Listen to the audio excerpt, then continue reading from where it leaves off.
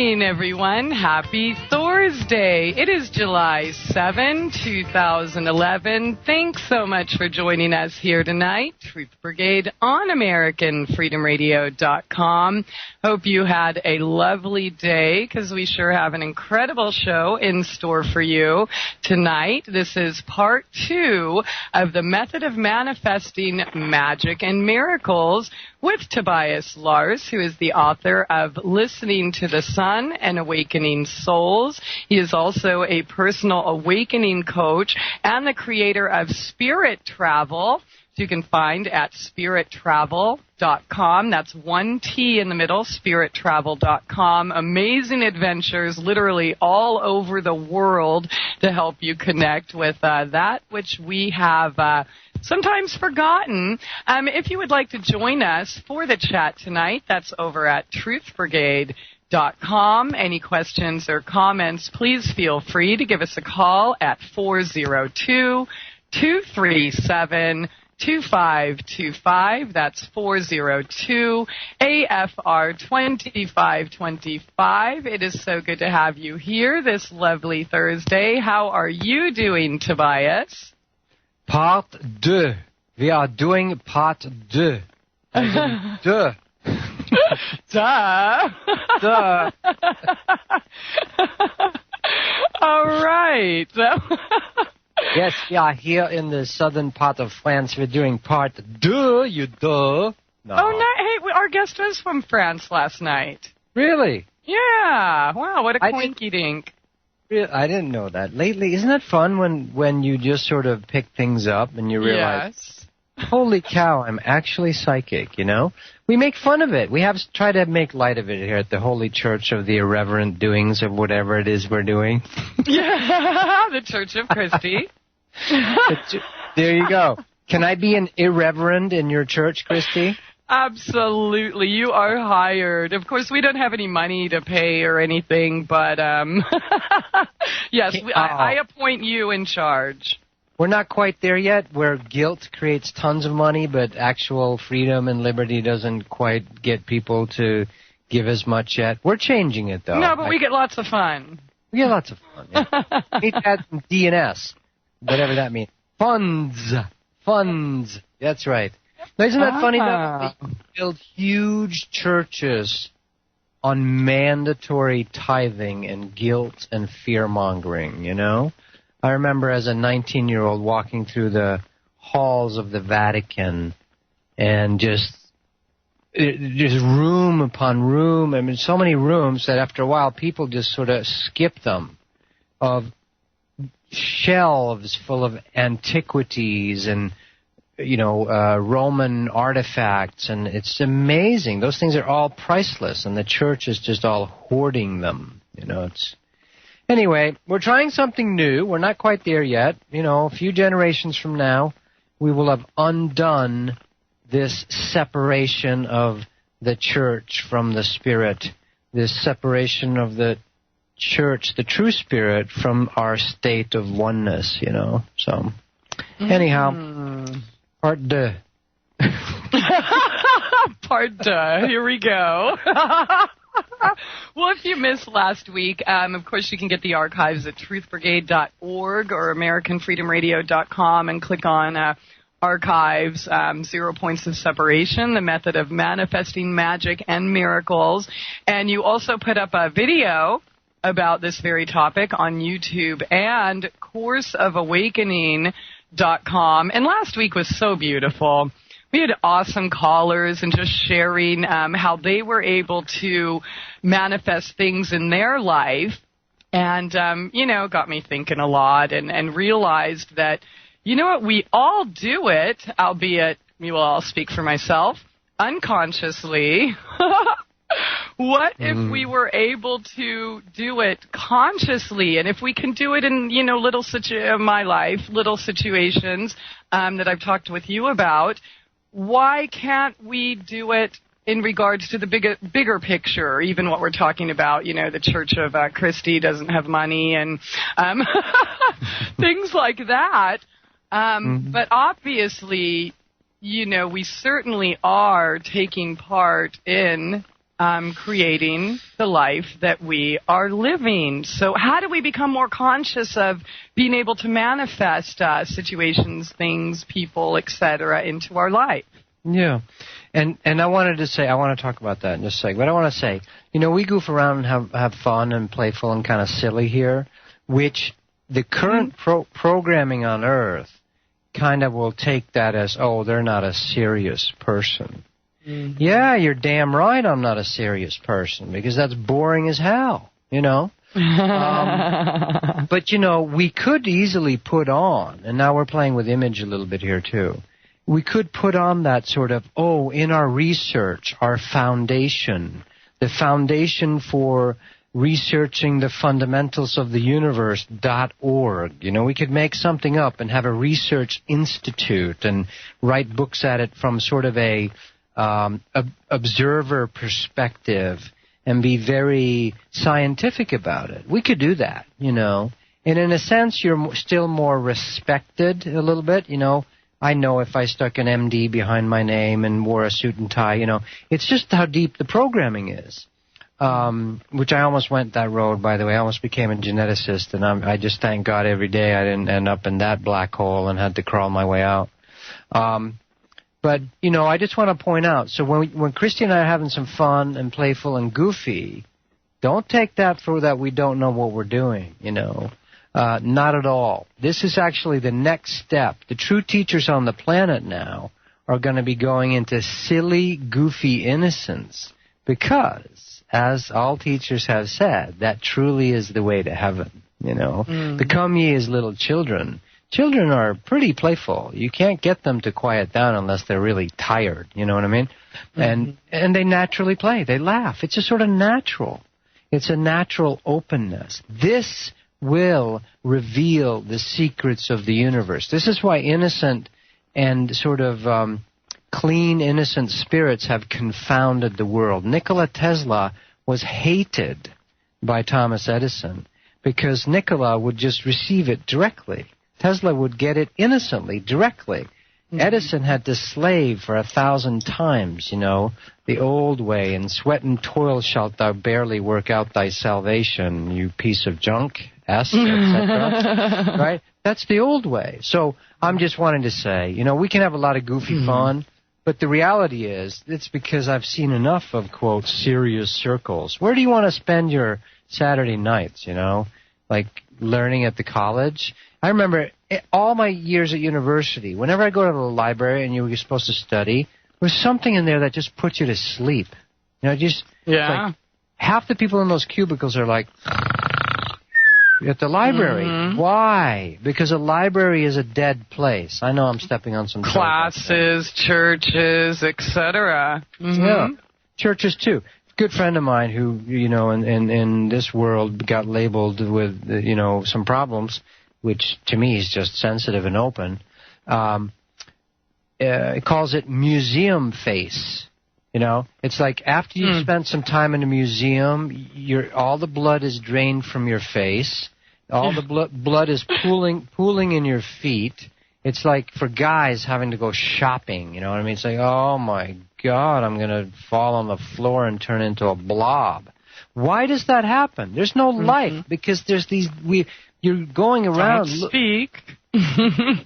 You're in a cemetery at the museum. The life that was in that. We're planning a trip to Egypt, and I don't want to go to the Egyptian museum, even though it has all the Tutankhamun, all this, whatever, I want to go to the actual temples, because at least in them, we're going to the pyramid, we're going to Luxor, Edfu, I'm learning all the names of some of the temples. The Temple of Horus at Edfu, We want to go see where there's still reverberations in the stone. See, stone is a storer of information, just like silicon chips or computers can store information, and quartz crystals. We can do the same. Stone as well. That's where we're going to go. We're going to travel through time and recreate. Look at that. You recreate by having what? Recreation. What's recreation? Play and fun. Mm-hmm. Because that's where the life is. You can become a dead collector of 1,000 dead butterflies. You stuck a pin through each of their hearts, and you have these brittle wings sitting there. That's sick. That's sick. It's actually a disorder. It's a disorder that doesn't want things to be alive, but it only enjoys them when they're dead. Mm-hmm. That I would label it, the anti-life disorder, and it's what's killing our planet. Let's make it up. Anti-life disorder, Get your antibiotics. Yeah, antibiotics. Antibio. Bio means what? Life, greenery. We are taking anti-life pills. It's upside down. It's bananas. It's insane. Mm-hmm. And look around and you see the results of it. We have paved paradise and put up a Walmart, Mm-hmm. And so anyhow, you did ask a question. How do we get back to this direct contact? Is that what you were asking? Yeah, or becoming more conscious of the power that we really have in manifesting or recreating our life. Yes. And let's be realistic. The way I see it here, very few people at the moment on Earth are able to walk permanently in that state. What you asked is, how do we get more conscious in everyday life of these miracles? Like, when you think of something, all of a sudden it shows up, Wow, that happened.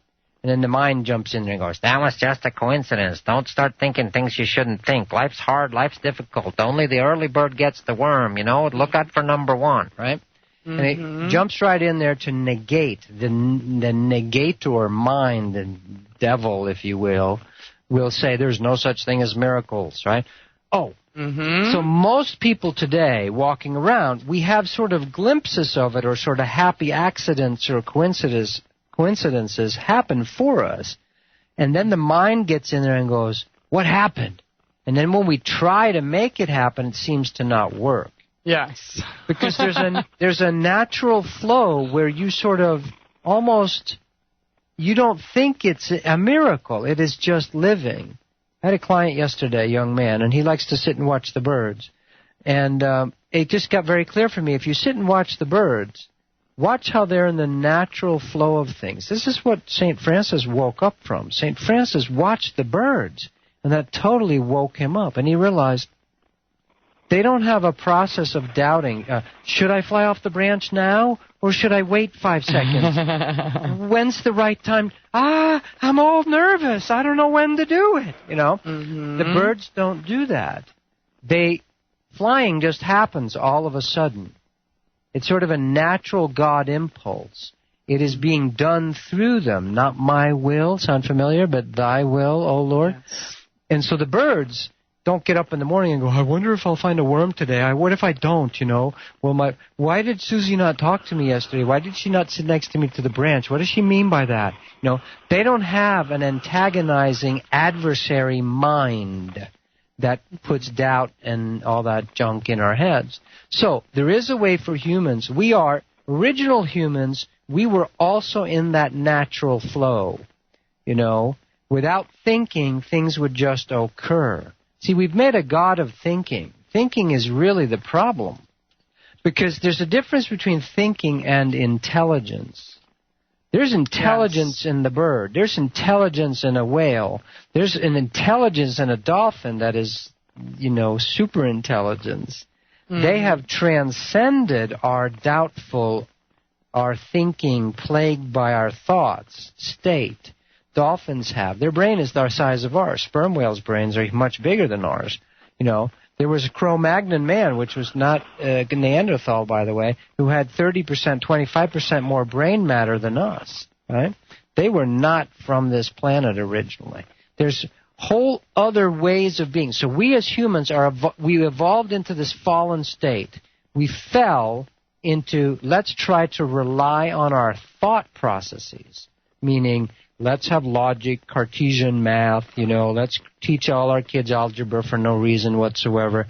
Let's start worshiping science and all this. And I speak thereof which I come from. That was my background. And you can get stuck in that hall of mirrors. The ego and the mind is like living in a hall of mirrors. You have no clue what's real. You're reflecting all this junk back to you all the time, and it can completely lock you up, You need to bust a move.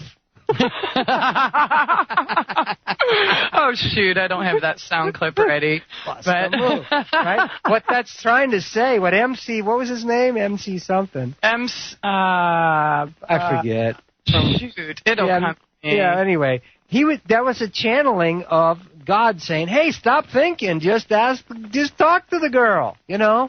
And what are the lyrics after that? If you want it, you got it. Yeah. Good one, Tobias. Right on. So bust a move. What God wants you to do is to bust a move. There's another good bumper sticker. Yeah. MC Hamster, Casey said. MC Hamster. Is it MC Hammer, really? No, I think it's someone. It's Bust a Move. I don't know. I can't forget his name. Anyway. But so feel the difference. So we're actually right now, the mind, that thoughtless thought machine, see, we're not going to make an enemy of it. Thought has its place. But when you only are stuck in your head, this is why, like you've heard me say before, at Walgreens there's 4 aisles of headache medicines. In our civilization, it's considered normal for people to take pain pills to even be able to shut their mind off to go to sleep. It's just insane. No. So we're going to play with how to shut the mind off and let the heart forth and just pure natural impulse without having to use all those headache medicines. I like that, but it is that time, so stay tuned, everyone. Tobias Lars here on Truth Brigade. Thanks for joining us here tonight. Truth Brigade on AmericanFreedomRadio.com with Tobias Lars tonight, author of Listening to the Sun and Awakening Souls, which you can find at soulcounseling.com. If you have any questions or comments, please feel free to give us a call at 402-237-2525. And if you'd like to join us on the text chat, that's over at TruthBrigade.com. I like that song. We were just talking during the break about children and museums and all of that stuff you brought up. So I think we should teach our children well and teach them how to learn and live through playing and stay the heck out of libraries and museums and classrooms. What do you think about that?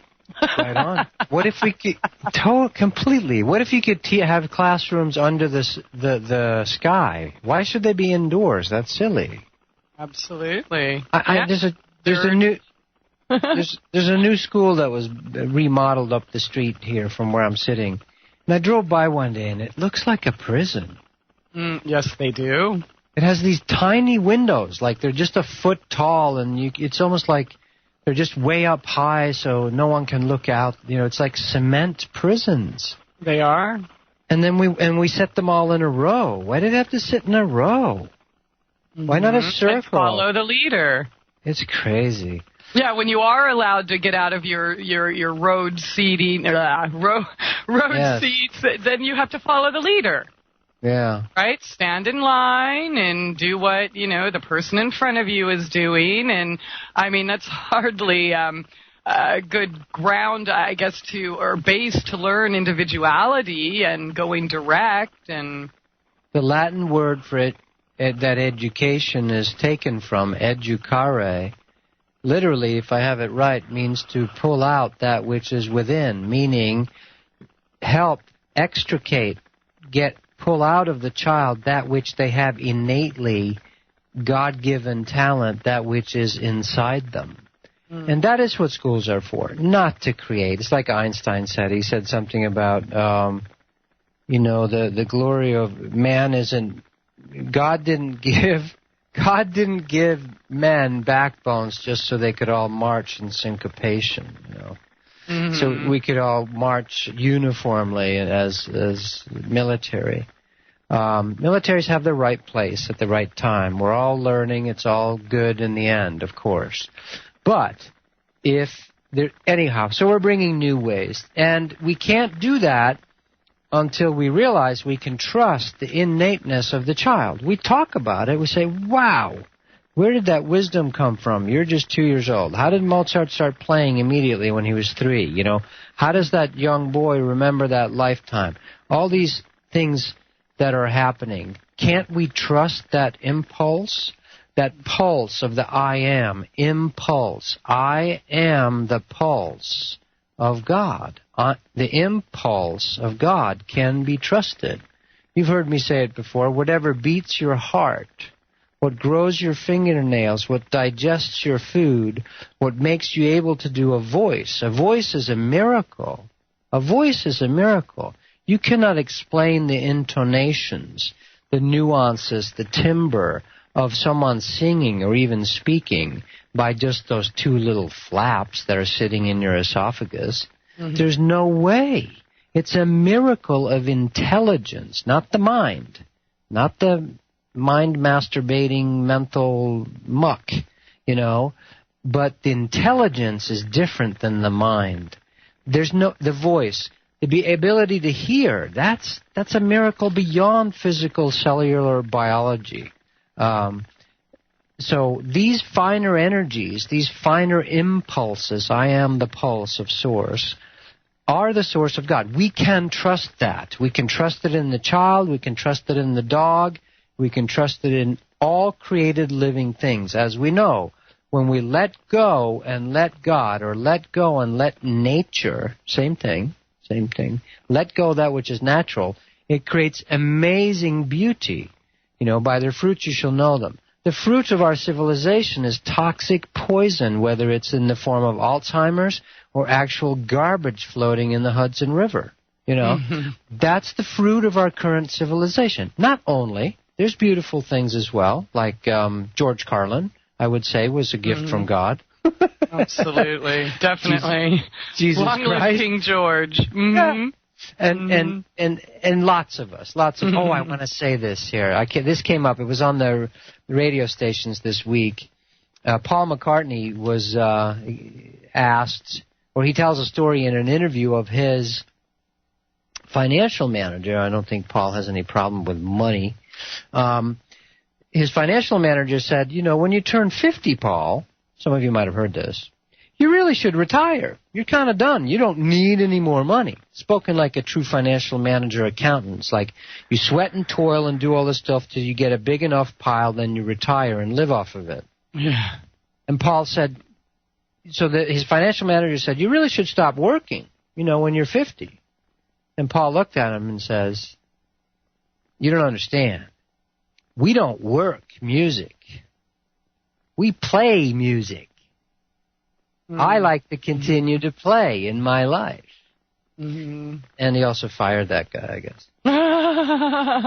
But that's the whole point. Life is meant to be play, to be enjoyment, not toil and struggle, not I have to do this so I can get that. It's meant to be an end unto itself. Why am I doing this show with you, Christie? Because I actually enjoy it. It's not work to me. People ask me all the time, Tobias, don't you feel drained after you do sessions with people and they have all these problems and stuff? And I go, no. I feel juiced. I feel activated. I feel God-stated. Because I am not doing it. Not my will, but thy will be done. I'm not doing it. I simply open up. If I'm feeling low, I want a session because I'm going to get buzzed by God. Mm-hmm. Absolutely. God buzz rocks. It's like a performer. They know, even if they're feeling horrible, if they can drag their butt out on stage and let that energy start moving, it will heal them. Right? Yeah, absolutely. And occasionally you overdo it and so forth. But it's meant to be play. There's plenty of energy. The young child has enough energy. The child has 0 points of separation. There is no separation between the child impulse and that of God. Now, souls do have karma on earth. Most souls who incarnate have past tendencies, imprints, energetic imprints. So not even a child is totally pure nowadays. And we're evolving back. We're left off at the last segment. We're evolving back. We came from the same kind of automatic connection to the impulse, the I am pulse of life, force, source, God, that birds have. Watch them, watch your dog, watch animals, watch the grass grow. Hey, can I get paid for just watching the grass grow, God? Maybe that's what I would like for a few years. I did that for a few years in my life. I would literally sit and just feel and be, and I loved it. But so now we're caught in the mind some right now. The mind is that got to keep track of everything. It complicates stuff. The ultimate mind is 18 pounds of the IRS, code, for instance. Or lawyers. Whenever you see a lawyer commercial, all those books they have behind them, they buy those for $50,000. When they graduate from law school, they take out a loan and buy the whole encyclopedia of the law that's in their state. Mm-hmm. And they film themselves in front of it so that you can subconsciously be very, very afraid because you hated books and you hated teachers and you're way too stupid to figure out the law on your own. But I know it because it's paragraph and section and code and it's super complicated. That's the mind. That's the mind. That's the opposite of natural impulse. Jesus erased laws and lawyers with one little statement, by the way. Jeshua said it simply. He said, the whole of the law, meaning all you need to know, is love. Yes. And so once love returns to the hearts of men, lawyers will be out of business. So will medical doctors, and so will everything else. We'll simply work. What was work? Did our ancestors used to do this thing they didn't like to do? No. That's very, very strange, Mm-hmm. So we're headed back there. By the way, we need lawyers until we don't. We need police until we don't. We need armies until we don't. Once we return that energy, the source, into our own hearts, we become self-determining, liberty-driven, free souls, then all that stuff will go away. But lawyers are not the enemy. It's like that joke, what's 1,000 lawyers at the bottom of the ocean? Good start or something. But lawyers are not the enemy, Yeah. Doctors aren't the enemy. I feel for doctors because they're like, look, I get all these people all day long and they're all overweight and all they want is me to give them pills and they refuse to exercise or change their diet. I can't do anything for them. I might as well just send them right to the pharmaceutical companies. These people want to die. It takes two to tango. It takes two to tango. So trying to blame the other half of your macabre dance macabre, your horrible twisted dance, is not helpful. So 0 points of separation is this natural impulse. You sit and watch birds sometimes. They are in the flow. Lao Tzu, who wrote the beautiful book, the Tao Te Ching, is the cleanest poetic lyric form of this flow. The Tao simply means the way of things.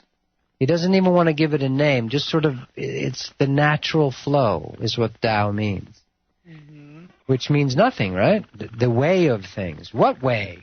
No way. Wu way, right? And so no religion could form around Lao Tzu's beautiful writings, because he built inherently into them a self-destruction of he built mind traps. If your mind tries to get a hold of his lyrical poetry, beautiful musing, sacred writing expressions, your mind can't grasp it. See, music is a runaround around the mind. It's an end run. Oh, yes. When you hear bass guitar, your mind shuts off. If you listen to we start busting a move. Stuff starts happening. And that's why without artists, you've heard me say it too, without artists, World War III would have happened. The Kennedy missiles, that whole Bay of Pigs, it would have happened. And I understand in an alternate timeline, it did happen, is one way to say it as well.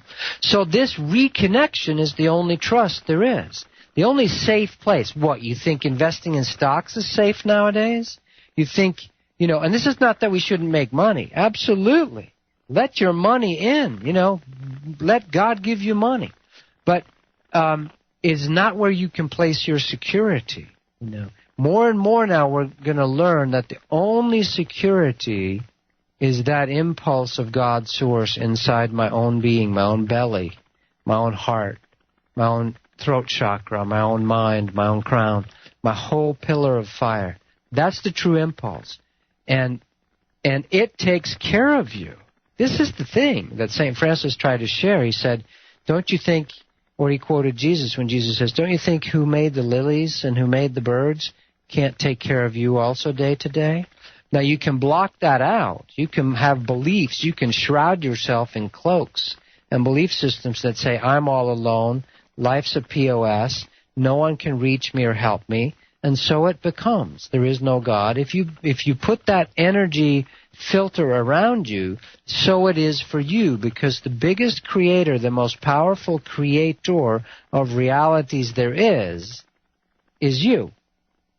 We've been given the unique gift, some would say a curse, of being able to create our own heavens or our own hells.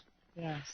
And this is a big load of responsibility for many of us. And many of us pray sometimes, I don't want to be human anymore. This is too much. Can I just become something more simple where I'm just told what to do? You know, it's been an experiment of sorts to divide itself into millions, trillions pieces of itself with individuated senses of I am, egos. Ego has its place. Ego is not the enemy either. See? Lawyers, egos, money, none of that's the enemy. It's all God good, ultimately, you know. But so this is stepping back. We are evolving now back, coming out of the fallen mind traps where we freak out. Our mind spins. It's like a flywheel without a brake. It's a car out of RPMing too high. We're redlining with our minds, which is why we're taking all these pills. Like our mind is the governor. But it's that time to be right back. Stay tuned. Tobias Lars here on. Thanks for joining us here tonight. Truth Brigade on AmericanFreedomRadio.com with Tobias Lars. SpiritualTravelers.com is the website. That's SpiritualTravelers.com. But Tobias, please continue. Oh, I knew you'd do that. So the impulse, the I am pulse. I just wanted to say, my heart just felt really good. Yeah. It just feels good. You know, this is a really nice show you've created, Christie. And like I've said, it's the best place where I get to be me, and that's what feels good. And, you know, when we can all be us, be what's in us naturally, and trust that. And trust that. It is good. At the root of it, it is good. That which you want only gets twisted. You know, it's just like if you have a young child and if you stick them in the basement and tell them they're bad and throw their food down to them and let them live in the dark forever, well, that child gets a little twisted. They get some complexes. Well, when we do that to parts of ourselves that really are good and innocent, our sexuality, our emotions, our feelings, right? When we do that to them, of course they become twisted, you know, and they need to come back out. That twisted child in the basement, people used to do that out of shame, right? Some few still do. Some shame of a child that's got some problems. That child heals naturally once taken back out into to nature, into the sunlight, into openness. Yeah. So this natural impulse is possible. Wherever you are. You can go walking in Central Park if you're in Manhattan, you know. There's always reachable greenery. There's always natural impulse. If nowhere else, if you're in solitary confinement, you know, because you flipped out one day and, you know, your anger got the best of you, you still can reach this natural I am pulse, I am that I am, inside your heart through a divine breathing, through certain meditation, through prayer, through simple feeling your inner body, just noticing and being. And this is the final thing that satisfies us. This direct contact, this 0 degrees of separation, you know. And from there, natural miracles occur. They're not miracles. We're simply taken care of. Every day, millions of natural miracles occur. Never mind the natural growing processes of plants and bodies and so forth. But millions of people that need help right now in America are getting it from their angels, from the source, from their own soul. It's always there, ready and waiting. We all have those stories. We all have those stories of being helped, you know? Yes. Yeah. Definitely. On my, I was going to tell...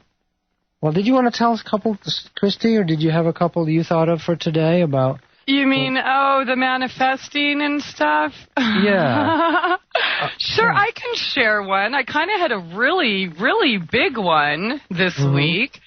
And, well, I guess this kind of all started in the last couple months, and when I moved the office down here and getting my house in order. And, I've kind of, well, I don't know if I've always been the same, but I always tried to be the same, what I was supposed to be, what other people imposed upon me. And, I can still live on Skid Row and make my house look like Better Homes and Gardens, but it's kind of been, the same old stuck energy. And I just had this vision that I would really love to change it. And one of the things I said is, gosh, I would really love to have my house filled. I've taken all my stuff down, given things away. The floods came, so that was a wonderful opportunity for me to just get rid of, 4 truckloads of stuff.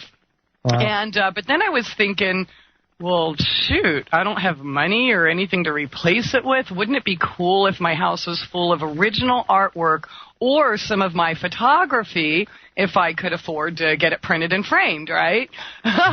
Shortly after that, a very good friend from across the sea said, hey, Christie, I need your address. I've got something I need to send you.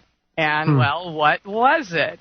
One of the most beautiful pieces of original artwork ever, which got the ball rolling. That was just a few weeks ago.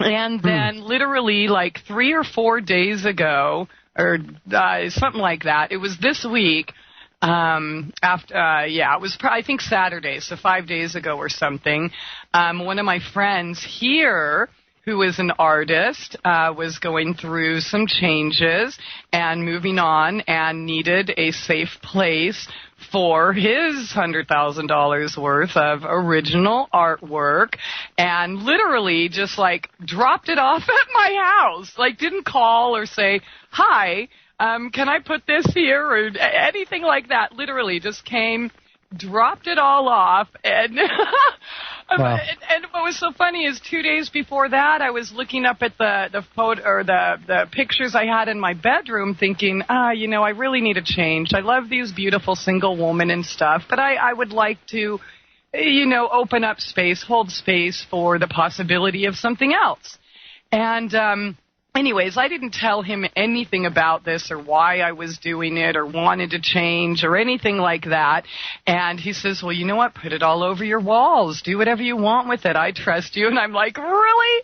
Okay, well, I was in the kitchen cooking like a mad woman and asked him to choose for me, in my bedroom. I was going to do the rest of the house. And since you're giving it to me, I want you to choose what goes up there. And without telling him anything or even watching him, I went in and saw what he did, and it was exactly what I was needing. So, I have a house full of beautiful original artwork now. So your thought was, or your little impulse, your wish, your little request from the universe, that little voice in your heart that said, I'd like to have some of that. I never thought in my life that I would ever have even one piece of original artwork, let alone a whole house full. So that's how it happens. We have this request, and there's something about, most of the time we have to ask. Why? Because we're the instigators. We're the originators. The human beings are the pieces of source, meaning we are the activating principle of the universe. We are the creators. We're the pieces, the chips off the old block, made in God's image, etc., etc. So we have to request, put in motion. Nothing starts. If there's a tub of water, nothing moves till you move the water, right? Mm-hmm. And so we move the waters of spirit, of energy, of quantum energetic waves by saying, I'd like to have that. And when it's done through enjoyment, like you have now if you think of it like, I can never have anything, that sucks, right? Then the universe will respond with, you're right, you can't have anything, you suck, right? Because the mirror mirrors, the universe mirrors. But when you have a wish and you sort of don't get your mind in there enough to doubt it and go, ooh, I wonder what if it's going to manifest or not, or how's it going to work? You know, it's like if you planted a seed in the soil, it's kind of doing its thing in the dark, right? You can't see it until it pops through the surface. Yes. Now, if you planted it under a microscope and sliced it and looked at it with bright lights every day, it wouldn't grow. Mm-hmm. So it's a little bit similar, like you sow your seeds of wishes, intentions, you know, and the universe loves to fulfill them.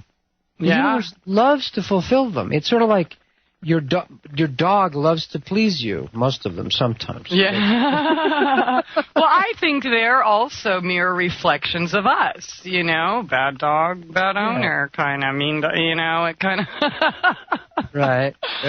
But so you can wish that way. That's so beautiful. I can feel you having that wish, and it came in an unexpected, overabundance way, yeah? Totally. And I didn't, ever really, I'll never be able to do that. Because, I mean, of course I had those thoughts before. And I just, kind of said it. I probably mentioned, I'm sure I mentioned it to you and a couple other people that knew what I was, going through, the changes here in my house. And it literally just fell into my lap. And, the funny thing, though, is when that happens and other things I told you about this week, I'm like, oh, my God, for reals? Did that really just happen? Yeah. And it's, oh, my God, Christie, and now you're questioning God and you're questioning your, don't do that. But, I just put the wish out there, had no idea where or how any of this could happen. I never once said, hi, Mr. Beautiful, incredibly talented artist, can I have your artwork? I never said anything like that or coveted anyone else's property or anything like that. It just literally just landed at the door, just like that. I'll give you one that's nowhere near as nice of $100,000 worth of fine art. But I remember laying on my floor during one of my wake-up periods in my little apartment in Phoenix, Arizona, after I got divorced, went through a bankruptcy, and sort of wanted to really know God. My friends thought I was suicidal. I never felt that way, I thought, but, I was just being very honest about You just wanted to die, that's all. I wanted to die my old stuff. I wanted to die from my old self. Is what I wanted, Yeah. But I would lay there on the floor, and I'll tell this story. It has to do with a vacuum cleaner when we come back. Okay, I'm going to write that down. Vacuum cleaner. All right, and if anyone else has any stories they want to share, please feel free to call in. It is that time. Oh, and remind me, Sapphire. Okay, vacuum and Sapphire when we come back at the top of the hour. Tobias Lars here on Truth Brigade Radio. Top of the second hour here tonight with Tobias Lars here, talking about 0 points of separation, the method of manifesting magic and miracles, Part 2. And if you would like to join us for the text chat tonight, that's over at TruthBrigade.com. Any questions or comments, please feel free. The phone number is 402-237-2525. That's 402-AFR-2525. And Tobias, let's hear about that vacuum. Yes, not quite your manifestation of beautiful art. But I remember, so this time I was being very, very honest with my feelings about hopelessness, about how messed up our world is and so forth. I mean, I've been through major heartbreak, divorce, bankruptcy and stuff, and I'm questioning a lot of things, the dark night of the soul. But it was also triggered by me having a whole new level of energy come awake in me, a Kundalini awakening, really, inside my body. So one of my friends at the time, and described later, and I didn't think anything of it because I wasn't really noticing that much, he says, yeah, when I first met Tobias, he would lay on the floor and he would tell God what he wanted, and it would show up at his door, right? And he said, my vacuum quit working one day, and I said, God, I can't deal with it. I need a vacuum cleaner. And literally, somehow, within the next couple of days, I didn't tell anyone. Mm-hmm. A new vacuum cleaner was sitting outside my door at my apartment. Just sitting there. Just sitting there. Like and nobody even knocked on the door and said, here? No, nobody knocked on the door. And it was on the second floor. They'd have no reason to go there unless they were me and the neighbor across the way. And my friend came by and said, what's this? I said, oh, he knocks on the door. I drag myself off the floor, you know. I go, oh, hi. And I look and I go, oh, great, there's my vacuum cleaner. And I grabbed it and took it. Oh, my gosh. True story. And I didn't think of it because I was like, I was so beaten up in a sense. I was like, I can't care about how it worked, you know. And it's often in those emergency situations or when we're at our extremes, losing our religion, hanging on white-knuckled. That's when we finally let go, right? We're so holding on so tight, white-knuckled, that finally when we fatigue out and our hands have to open and we fall into faith, we fall into allowing, is when finally the angels, God, source, the universe, the quantum physics mirror response. How's that? We just made that up. The quantum physics mirror response of the universe. That which ye vibrate within thee, thee shall manifest on the outside, is the first law of the Church of the Quantum Mirror Effect. Was St. Toby. There you go. It's true, though. I mean, when you let go of it is when that death. Okay, so you weren't suicidal. You just wanted to die. I totally understand that feeling. Just letting things go, and it's a form of allowance. And then the universe, God, Goddess, creation can work that way and bring these things into your life. Freedom's just another word for nothing left to lose. But we don't have to do it that way. That's been the traditional way. But that often is the way we've done it, the divestiture, divesting ourselves, getting rid of all our stuff. Because our possessions possess us. Possess us, yes, absolutely. In the old model. Now, there is a way to completely allow possessions without them infiltrating you. Now, yogis try to talk about this, Buddhists and so forth, Zen, calling it non-attachment. This isn't mine, really, you know. Yes. David Byrne just showed up. This is not my house. This is not my wife. And he's a star being. If you look at David Byrne being interviewed sometimes, that guy is not from this planet. But, he's touching on that in that song, the Talking Heads. This is not my wife. This is not my life. If you could be non-attached to your own expression, it becomes so much more fun.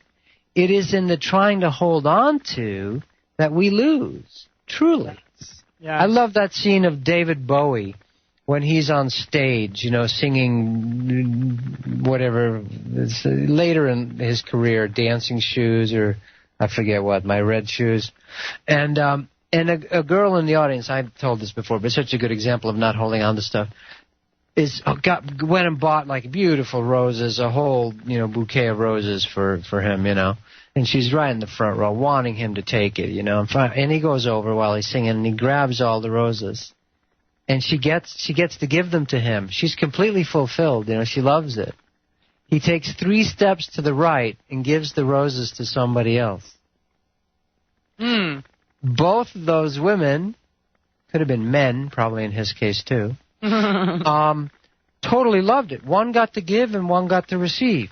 He was unattached to it. He received it, had it, and could share it and give it. Now, that could take 20 years when you're finally ready to let go of your piano. It could take a whole lifetime with some things. And other things you go, I enjoyed it. Even when it comes to pets, I love Bentley. But I'd rather have him have the fulfillment of what he came for than me to hold on to him. Yes. If it became right for him to go with someone else, I'm not going to sit here and go, no, you're my dog. You have to stay with me.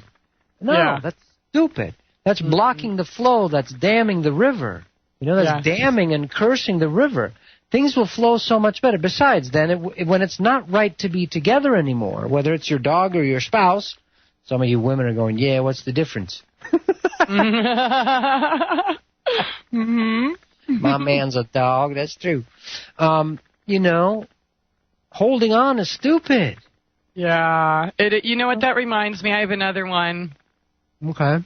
The sapphire. And because, the holding on thing, I used to have a lot of family heirlooms until, I guess everybody and their dog decided to hate me and hurt me. And one of the things that happened when I was initially targeted was, my bank account was emptied, and plus $6,000 that they allowed me to pay them back for their mistake.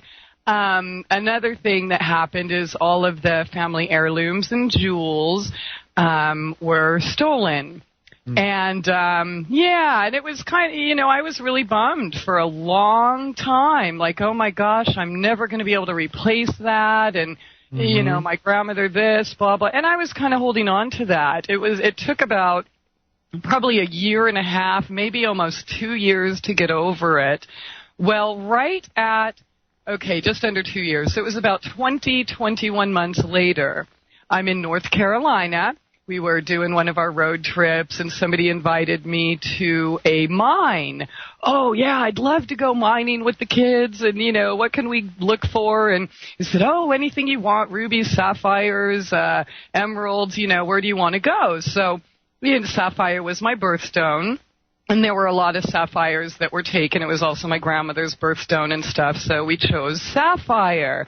All right, so we go and pick through all this dirt, and I don't know if, anyone's been to a mine where you can go to this one small area, dig through dirt, and maybe get flakes or, little flecks. Right. On the way there, I'm thinking, wouldn't that be cool if I got, a sapphire and was able to replace all that stuff? Well, okay, we were done, got our little flakes and stuff, and then the owner of the mine, I don't know, for some reason just thought I was cool, wanted to take me in the back, and handed me, not like that, in the back like where the real diggers are, where you get the big pieces and stuff.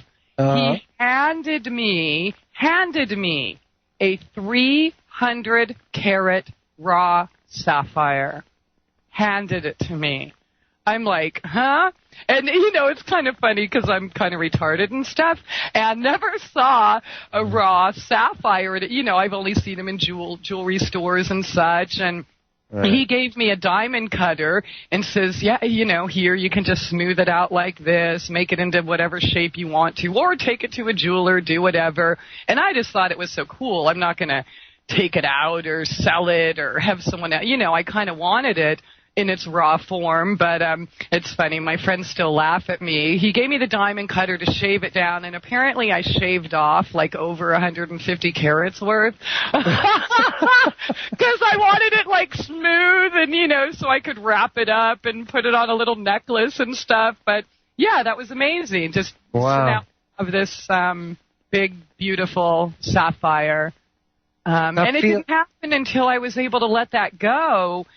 And it's so beautiful that, That's so, what I feel from that is this. When we don't limit the world, if we have all these ideas of what's possible. I used to do this just when I was working my way through school. I used to sell, and we did it in a fun way. We just have so much energy and fun that magic would start happening. And I remember it became a thing that we could go to a restaurant and I would get like free stuff, just for the whole group. It'd be like 20 of us, Mm-hmm. And I would just start teasing and playing and say something, we heard it was like free milkshake day or whatever, right? But there was so much energy of love behind it, and then we'd let it go. And I just let it go. I remember the first time it happened, I said, don't worry, about it. And she came back, the waitress, with 20 free milkshakes for everybody. Oh, my gosh, that's awesome. And I'm going, this is amazing. You can just sort of ask for stuff, and you don't demand it, but you remain open. The world can give you things. A 300-carat sapphire. But now if someone comes in and I didn't ask anyone for anything, and there were like 30 people there, and he chose me out of, that was magical. Who's bigger, God or any person on the planet's ego?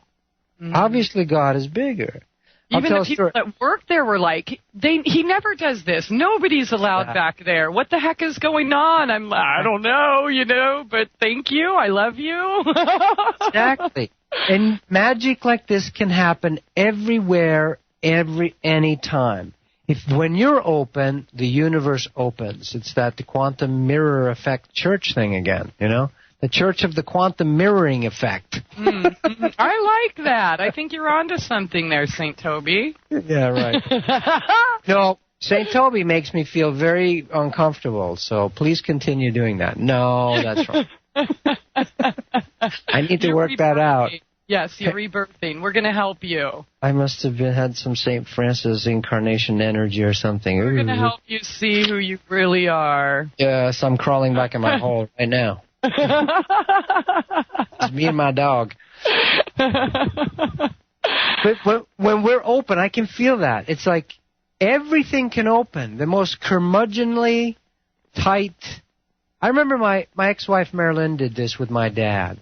My dad, I had my idea of who my dad was because I grew up with him, and that's what he was to me. Mm-hmm. And I remember when her and him had some past life connection. Mm-hmm. I think and we did a reading on it, and he had been her son. She was his mother at the time of Christ. Oh, wow. When they were hunting the babies. Mm-hmm. Oh, wow.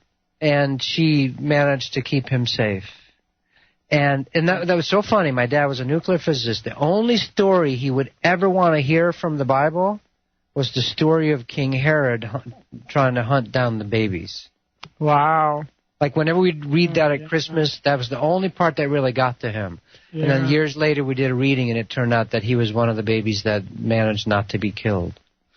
And anyway, so when Marilyn, my ex-wife, first met him, and he's kind of stern sometimes or, whatever, she turned him into a little kid.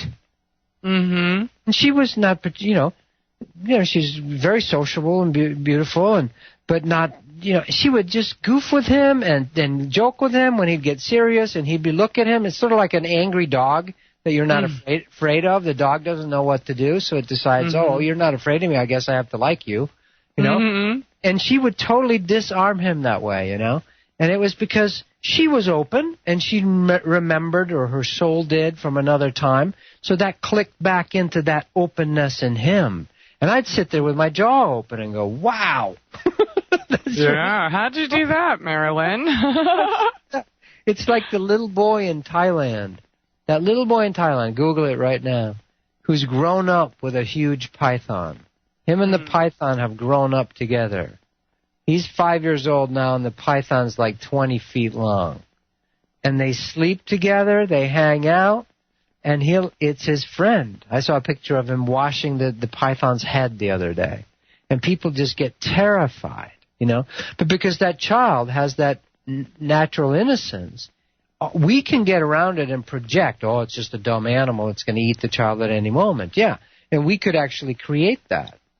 What we project is what we see and create, Mm-hmm. Or it's fun also just to walk openly. What can happen? Yes. What can happen?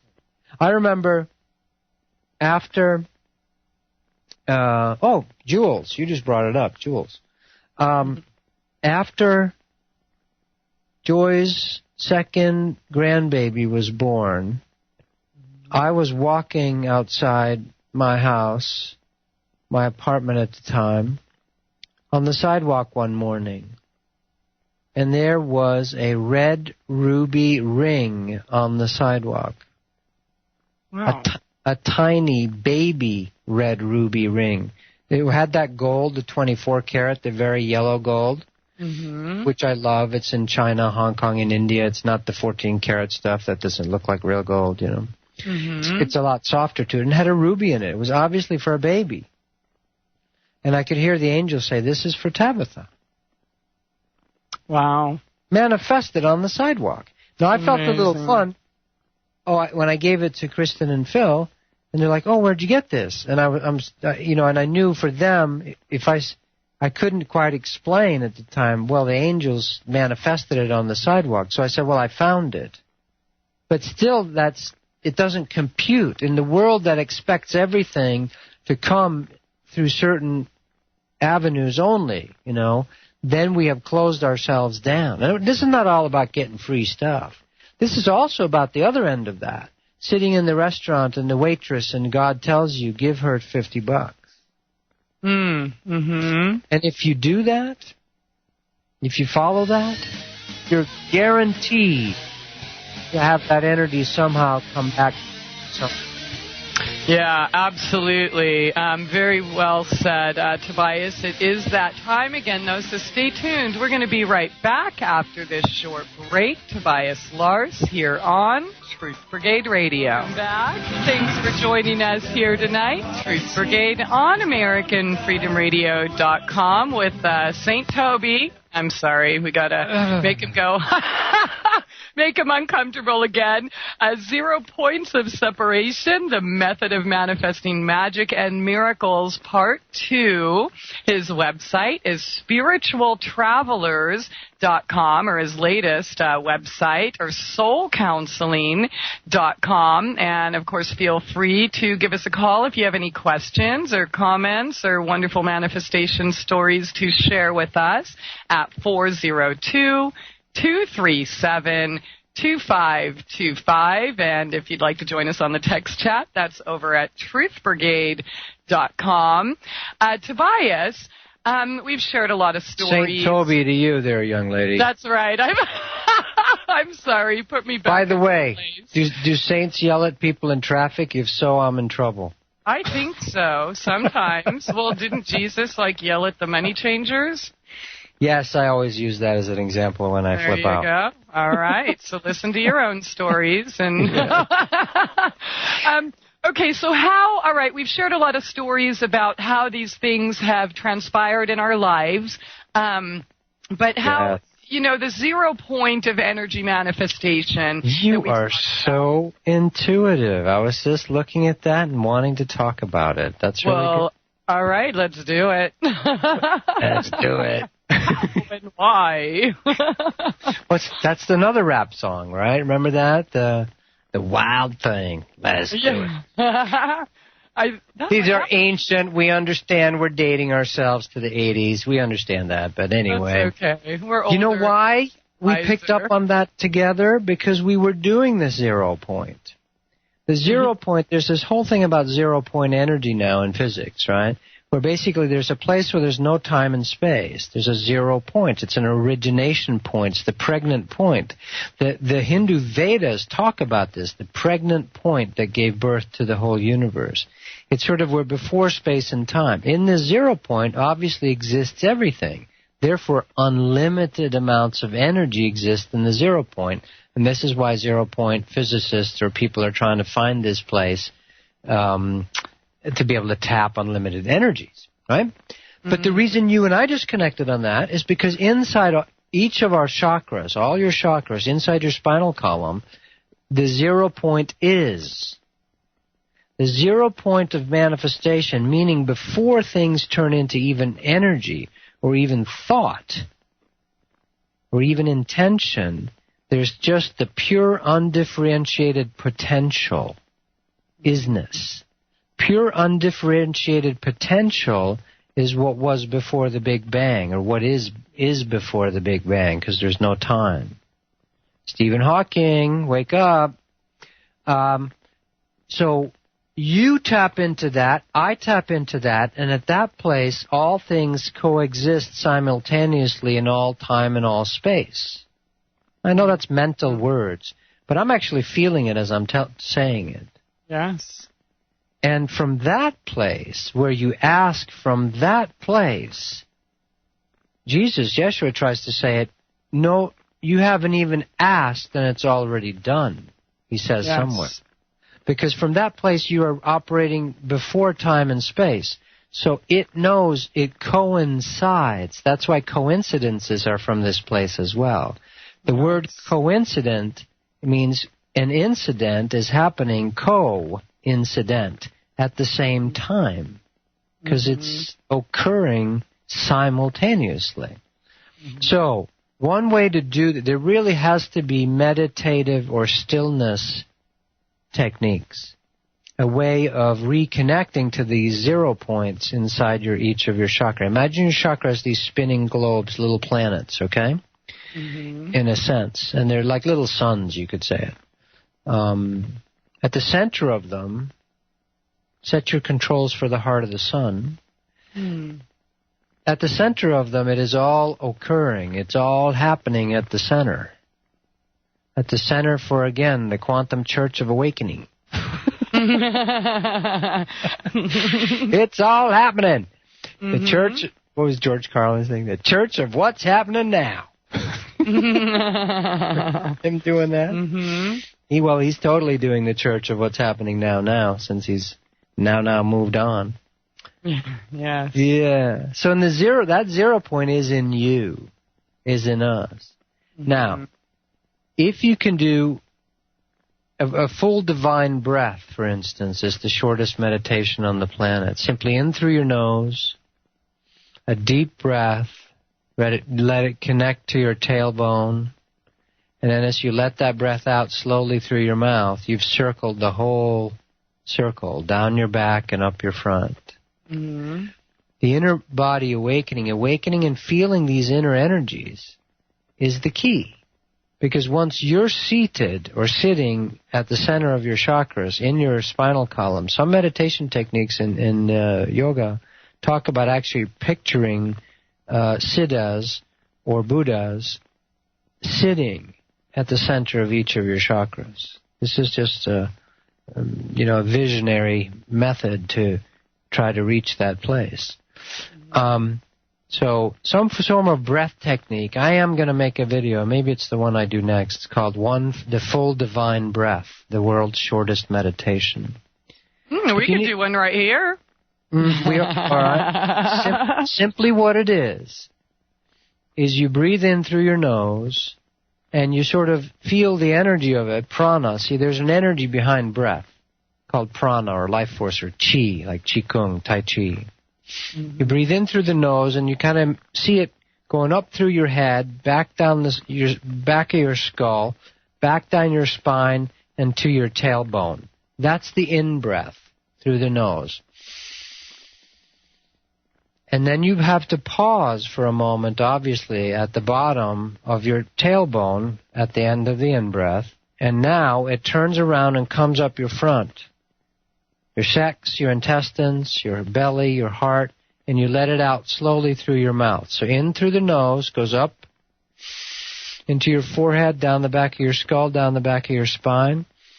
Then you actually feel at the bottom of the spine, feel like you have a tail reaching into the earth, like you have all these tentacles or tendrils of energy reaching into the earth. That's your tailbone, that's your groundedness. Mm.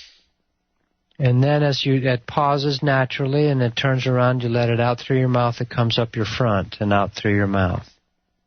You've just done a full circular divine breath. You've circled your whole body with prana energy. And at the end of the out-breath, if you take a good deep breath doing this,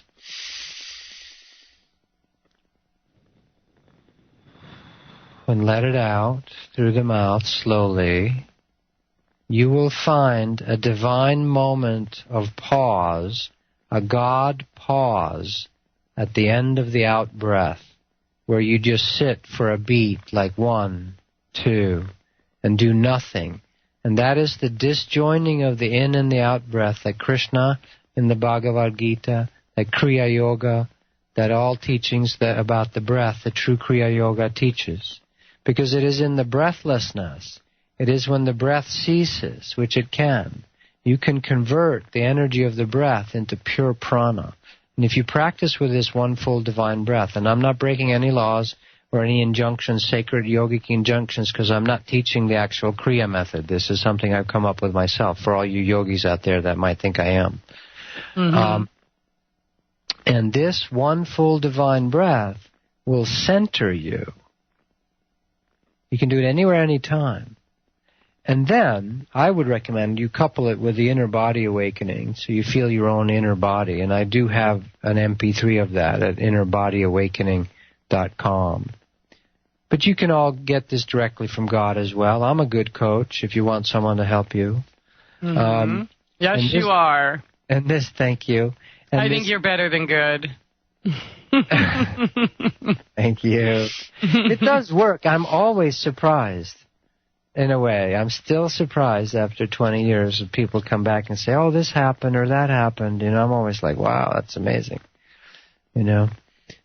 So some technique of interconnection. Not all of us have enough devotional fervor like a St. Francis or Teresa of Avila, where we can love God so much that all this starts opening up to us.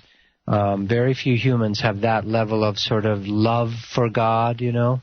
Some do, but most of us would rather have a method so we can kind of do it and try it out and see how it goes. So that's what this helps you do.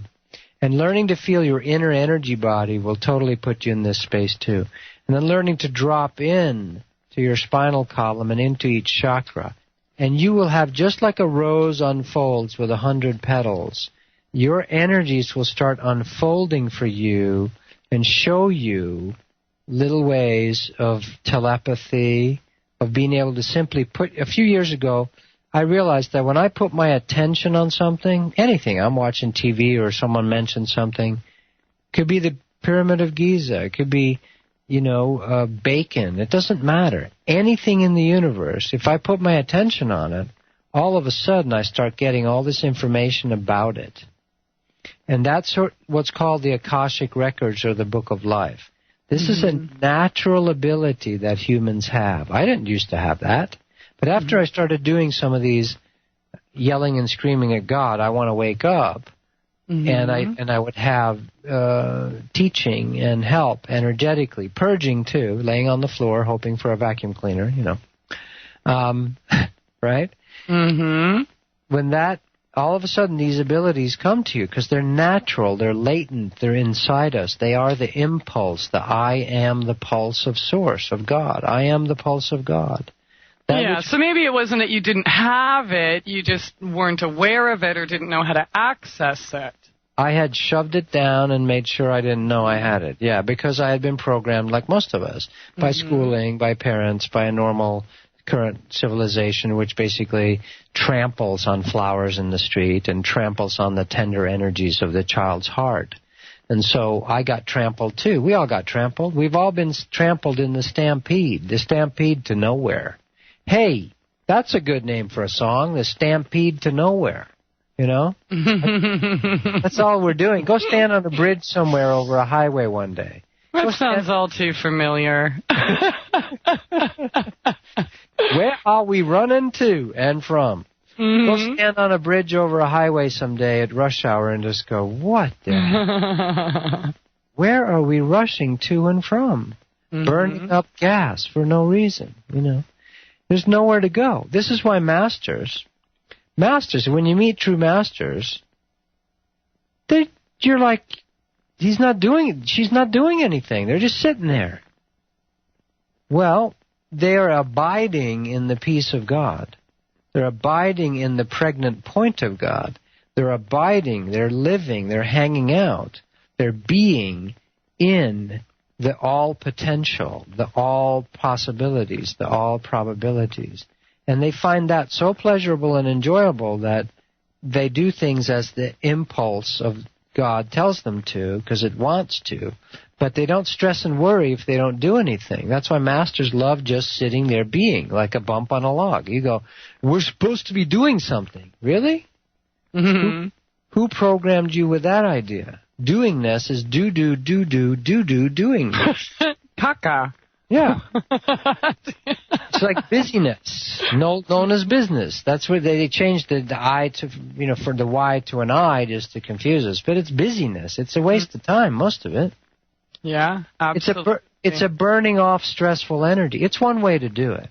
But you don't have to do it that way. You can simply go into the stillness. It is, be still and know that I am God. It's the same thing.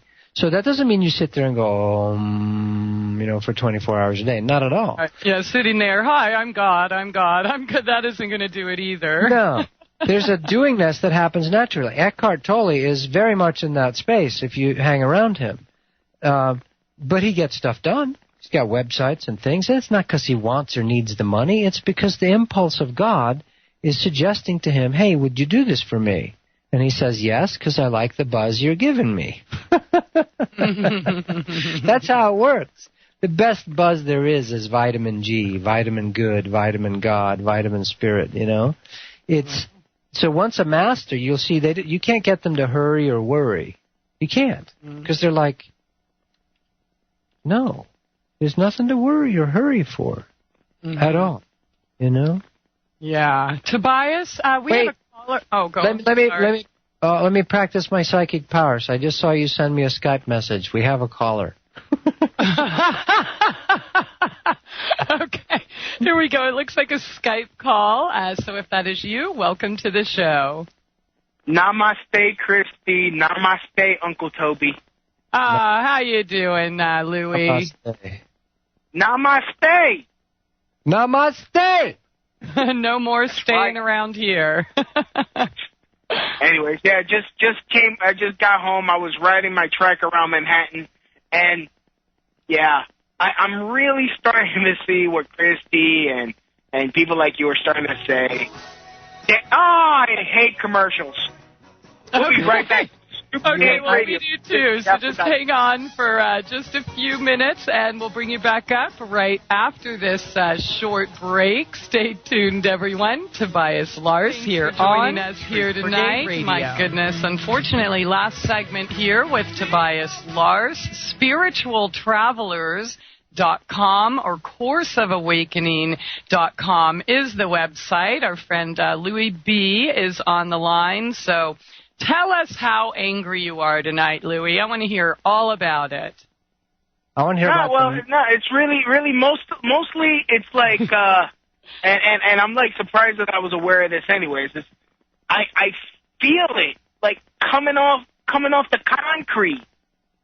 It's like it you know, just it amplifies like stuff like that are, you know, that would normally I would just shrug off. Well, that's a lie. I would just flip out about it for 5 minutes, and now I'm still dwelling on it like 2 hours later. Yeah. All right. How do you like that dwelling place? Yeah. Well, I get cable, so. That's cool. You know, yeah, and I hear the naughty channels, the naughty channels are unblocked. There's a lot of juice, energy, crap, crud, black crud around the bottom of the barrel that's being surfaced right now on the planet. I talk to a lot of people, you know, all the time, and there is stuff hitting the fan for a lot of people. And the best way to do it is, hey, here comes a 100-foot wave. You need to breathe. It's sort of like a woman giving birth. You know, she can't put it back in. She got to go with the flow. Yes. And the best you can do is to breathe, you know, through it and feel your way through it and try not to get arrested, you know. But even little Eckhart Tolle, you know, Eckhart, who's a beautiful teacher, talks about you got to feel your emotions. You got to let them flow through you. If it's anger, there's nothing wrong with anger. Anger's good.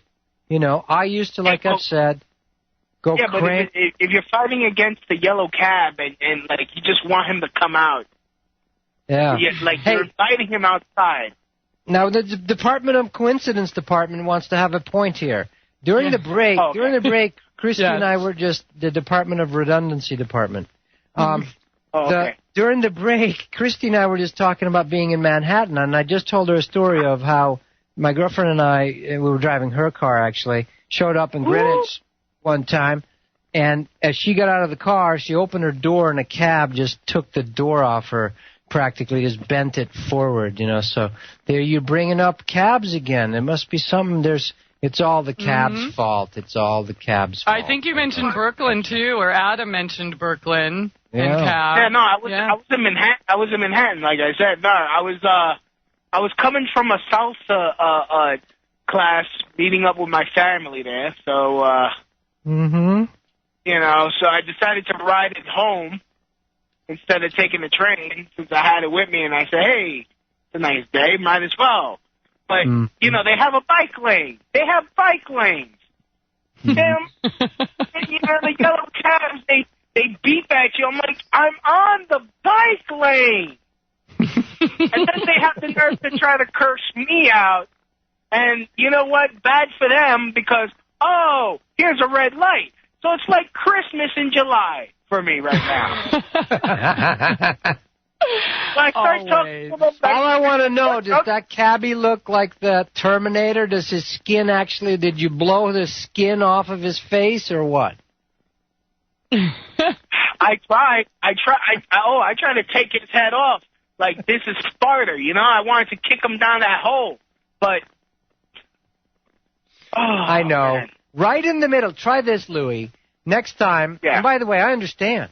The other day I yelled at a motorcycle guy, and I just, because I let the impulse happen. There's nothing wrong with that particularly. And then the other day on the 4th of July, there was a bunch of drunken guys behind me flashing the lights and honking when we were in traffic jam, and I could feel if I go off on these guys, they've got enough beer in them that they're going to beat me up. So I kind of I don't know if there's enough turban in the world to take me on, but. They're like, what are you doing, my friend? I'm like, I'm not your friend. I hate you with all my being. Aw, Louie. That's such a loving statement. Yeah. That is such an honest, loving statement. Right when that's happening next time, Louie, because it could happen again. I'm not sure, but it could happen again. Oh, it's going to happen again. Because, I mean, the next time, you know, this happened like 5 times on my way to the damn bridge just to get into Brooklyn. Another one cuts me off on the bike lane. And I'm like, I hope your Duncan's daughter is used as a suicide bomber on the day of her wedding. Okay, we missed the first part, but we get the gist of it. So try this. Here's a suggestion. As the rage, anger comes up next time, right as it's happening, as you're creating, being, you know, yelling and being very creative with what you're saying, which is cool. As it's doing it, just sort of like take one little tendril of your inner attention inside like your head and go, hey, God, are you here? Even while you're yelling, just go, God, be here. Just, are you here? What would you do right now? And you can watch yourself doing it, and you might have a different experience of just sort of letting it flow through you and not feeling at the effect of it. I've had that happen once in a while. I don't hold back. Joy, Gomorrah single-handedly? What's that? Is this the same that took on Sodom and Gomorrah single-handedly and sent 10 plagues to a bunch of people praying hats and stuff? Dude, I want to talk to that guy, because that guy, you know, kicked some ass. Yeah.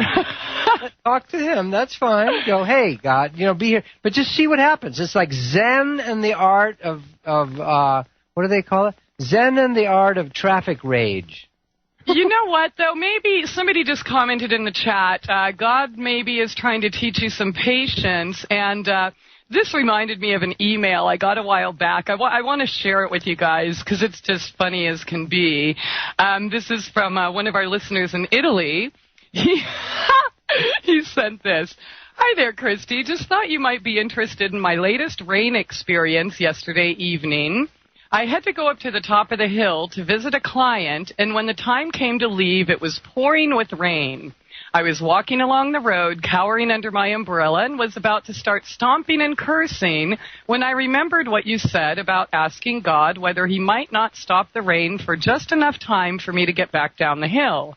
Calling to mind your words, I lifted my eyes to the heavens and murmured, please, if it isn't absolutely necessary for it to rain right here and right now, could you hold it off just for 15 minutes or so? Nothing happened. It just continued raining. He says, please, I repeated. Well, at that moment, the skies opened up, and I mean opened. I have seldom seen it rain so hard here in Italy. In seconds, the water was up around my shoes and soaking my socks. Determined to remain positive, I thought to myself, well, at least there's no wind to wreck my umbrella. So apart from my feet, I can stay pretty dry. No sooner had I thought this than a jerk in an Alfa Romeo came speeding past, transferring all the water from the road onto me, leaving me as soaked and drowned as a rat. God certainly has a timely sense of humor. Well, I didn't know whether to laugh or cry, but remembering what those poor people around your way have gone through really put things into perspective, and so I laughed, and it felt good, and I didn't even smash my umbrella in anger this time. It sounds like he should have called Peebo Bryson.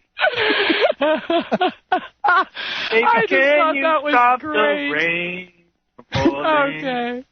Well, sometimes if at first you don't succeed, try again, right? Or maybe, I think it was a good lesson because he laughed, he had a good time, he got to see the sense of humor, and all of it instead of take it so seriously, okay, well, I'm totally soaked and I have to go to work like a drenched rat and, it just, I don't know. Louis. God does have a sense of humor. Right on. I love that, sir. Louis, try it next time. When you get, taken over, when it starts happening and, we get and kind of hot, angry, and if we're yelling or whatever, or even if we're not, just go, oh, okay, God, even here in my anger and rage, you're here. I know you're here. Yes. So what if I can experience both? I'm going to be angry and doing my thing, but at the same time, I'm kind of watching myself do it. Can I just sort of ask for that? See what happens. I've had it happen a few times where I've gone very zen and sort of watched it unfold when I've been arguing with Joy, and Joy and I have had some good arguments, and just sort of go, oh, wow, I'm watching it happen. And it didn't stop right away, but it gave me a different experience. I wasn't attached to it. So just sort of like go, are you here, God, while it's happening? And that doesn't mean you stop. Sort of like you're in two places at once. That's my advice. Yeah, just step back and try to see the beauty and humor in it, and or just go with it. It's okay to be angry, Louie. I could have been killed. Okay, but you're not. He's like, but you're not. You're here calling in. He's lucky I didn't take out my Puerto Rican issue machete and lop an ear off or something. They give us one at birth. I just saw the guy with all his skin blown off from you yelling at him, like the whole side of his face has just turned into metal because he's really a robot underneath, Louis, Anyways, thank you so much for your call, but I'm so sorry we are out of time. Really? Yeah, but try taking a step back and looking and laughing, observing and accepting, and you're not dead, so that's a beautiful thing, and move on to the next lesson. I'm turning green. I gotta go. All right, love you. Hello. You can start singing a beautiful Hawaiian song to them, Louis, like, hello. That's right. Tell him you love him next time. It's that time, everyone. I would love to listen to you sing to us all night, Tobias. But we have to go. Another show coming up. Thank you all for joining us here tonight. Thank you again, Tobias. Love you very much.